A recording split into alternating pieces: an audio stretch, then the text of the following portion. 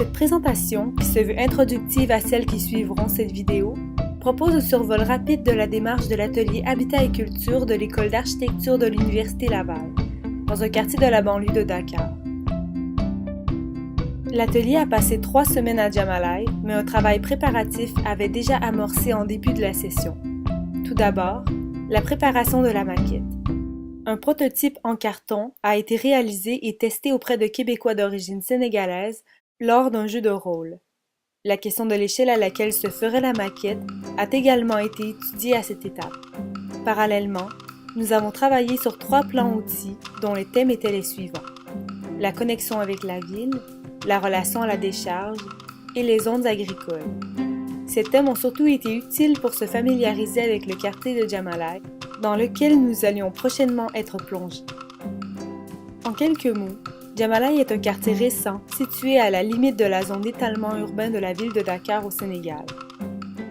L'on constate un important engorgement au niveau de la presqu'île qu'est Dakar. La décharge Mebeus date de 1968 et le quartier s'est développé quelques années plus tard. Son expansion fut très rapide, surtout en 2005, sans organisation ou contrôle particulier, affectant par le fait même d'importantes zones agricoles. C'est donc afin de montrer à la population locale ces problématiques qu'une maquette a été réalisée à un emplacement que l'on jugeait important dans le quartier, le Puits Saoudien. Les villas et concessions de la maquette exécutée sur place ont été réalisées en béton. Le réalisme de la maquette fut de loin supérieur à celui de la maquette en carton testée à Québec. La représentation de la topographie, travail du sable au sol, des zones agricoles, des plantations de végétation, et de la décharge, de véritables déchets, ont collaboré à ce réalisme. Le meilleur moment avec la maquette fut la visite des femmes de la tontine. On y a senti une belle appropriation. Cependant, en raison de la pérennité de la maquette, une murale a été réalisée sur le mur d'une concession de Djamalaye, permettant ainsi l'accès au plan du quartier à tous. Cette dernière consiste en une représentation du quartier, encore plus précise que la maquette, et ce, grâce au travail de relevé effectué en début de séjour. Chaque étudiant avait un secteur à parcourir et puis à retracer.